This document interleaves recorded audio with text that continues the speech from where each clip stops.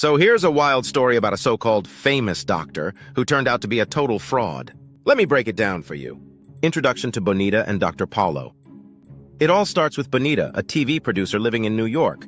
Back in 2013, she was assigned to cover a documentary about this amazing surgeon named Dr. Paulo.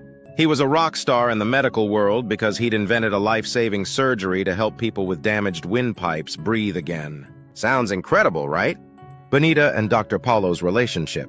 When Bonita met him, she was impressed, and honestly, he was pretty charming too. They hit it off and started dating. He was successful, kind, and seemed respected by everyone in medicine. Things were looking good.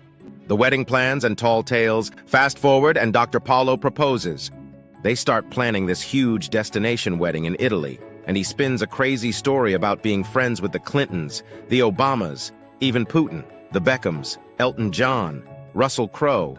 And get this, the Pope was supposed to marry them in his palace. Sounds like a fairy tale, but there was one catch. The Pope wasn't actually going to be there. The unraveling. Bonita starts digging when she finds out the Pope will be in South America during their wedding, not Italy. She calls the castle where guests were supposed to stay. Nobody knows him. She reaches out to people linked to the Clintons and the Vatican. Again, no one's heard of Dr. Paulo. Everything he said about his connections was fake. The shocking discovery. She surprises him in Barcelona and discovers he's living with a third woman, not even his legal wife.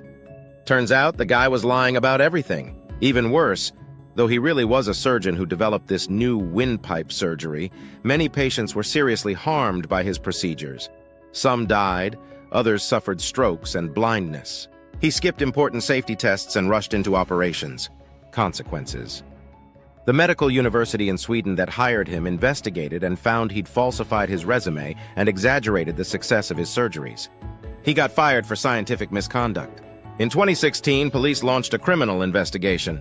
A criminal investigation followed, and by 2023, he was convicted of gross assault against his own patients, sentenced to just 2.5 years in prison. But after everything he did, does that punishment really feel like enough?